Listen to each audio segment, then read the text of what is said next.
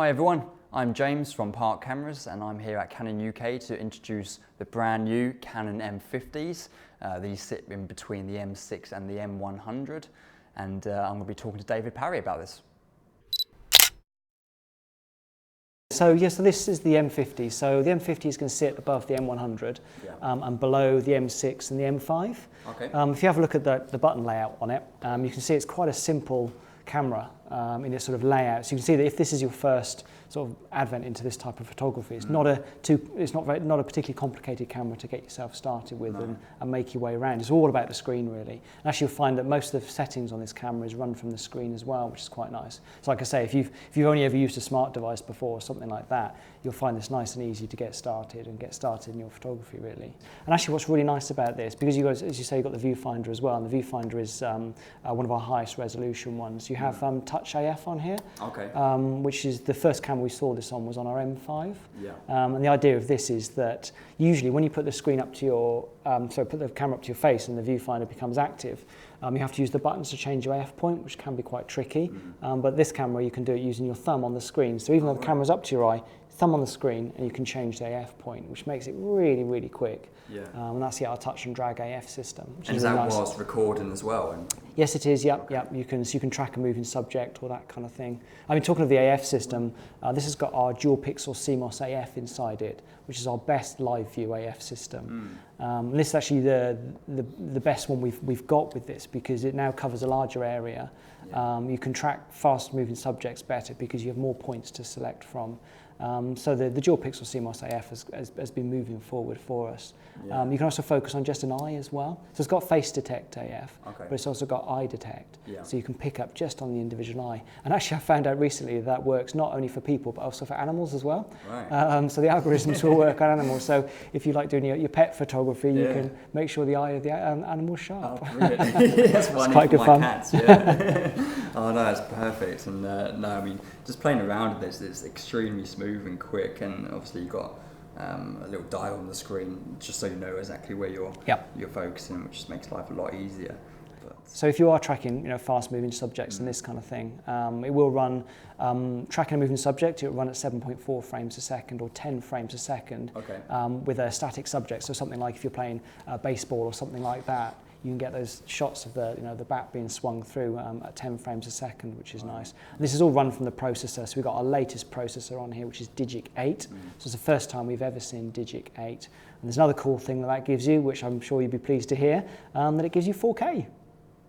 4K, we're finally there. Yeah, we've got, for us to bring, we've got 4K on the 5 series, we've got it on the 1 series, we've got it on the our Cinema EOS and that kind of thing, XC10 and stuff. But this is the first consumer camera, you could say, with 4K on it. And we brought it on here when we feel the time is right. As in, there's lots of things you need to think about, like heat and battery life. And we've got all these sort of, we feel to a standard now that we believe that we can give people a really nice 4K solution. Shoots at 25 frames a second, it's MPEG-4. Does 4K, full HD, and it'll actually do 120 frames a second at HD as well. Which is quite nice. Talking about the movie functionality, one more thing that I think people really like on this, mic input. So we've got mic input, which I think is great. It's underneath the little, standard 3.5mm jack plug. So I keep thinking about this camera, and I keep thinking you've got the variable angle screen, touch screen, you've got mic input, you've got 4K movies. I think this could be a really nice like vlogger's camera or something like that. Could be a really nice, nice addition to different kinds of shooting that you're doing. Because we find the G7X Mark II people use a lot for vlogging, and I think this might be a nice step up from those guys if they're looking for something with more audio control and that kind of thing. Obviously, I take it you can switch between PAL and NTSC on cameras. You can, depending on what format you want to shoot in. So you can go up to 30 frames per second, technically. So the menu system is slightly different on this one as well. So we've got the guided mode on here, which is what we launched on the 800 and the 200D. Which it looks similar to that. Which is nice because if you're not too familiar with the menu structures, it'll help you to just get started and get through it. And that's what's nice about these cameras is that they're a part of the EOS family and they handle like EOS cameras. So if you did start with a camera like this, you'd find it very easy to then step up to other EOS cameras in our lineup. So would you say this camera is more tailored towards you know, vloggers and people who want to get into videography a bit more as well as photographers, or is it a nice balanced mix? I think there's a balance with this camera. I think it's not aimed for people who maybe have got 7Ds or 5Ds at the moment. They may find this, with the amount of buttons and this kind of thing, they may find it slower to use, like manually and that kind of thing. But I think if you're starting out in this type of photography, or if you want to do videography as well as, you know, video blogs as well as sort of shooting, this may well be a camera well worth looking at.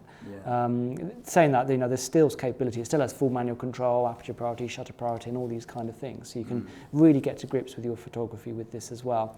But I think the video functionality, I think, is probably what people will be quite interested about with this product. Yeah, definitely. Do you know how many focus points it has? Off the top of my head, I can't remember. We've got that all in the spec sheets, and you can read that. But off the top of my head, I can't remember. I know it's got more than the M5 and the M6. Okay, so because of the 40, new that was 49. There we go, more than 49. But off the top of my head, That's I'm enough. afraid I can't remember. No, well, if it's more than 49, I'm happy.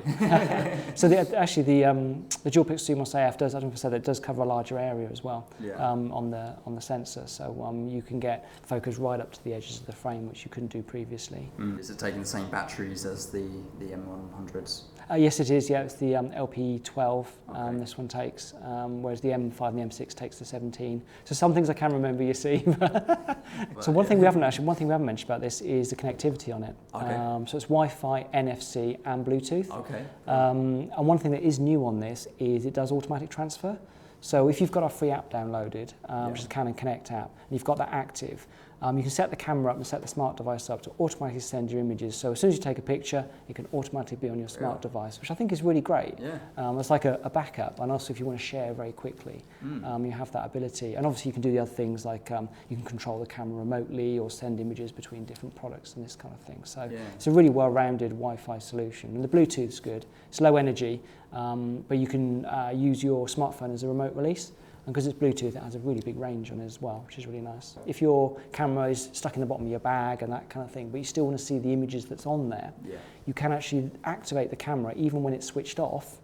Using the Bluetooth, you can activate it and see the images that are on the camera without downloading them onto your smartphone, but you can view them, which is really quite clever. Yeah, that's brilliant. That. Thank you very much for watching this video. If you've got any questions, give us a call, send us an email, or drop a comment below, and we'll do our best to help you out.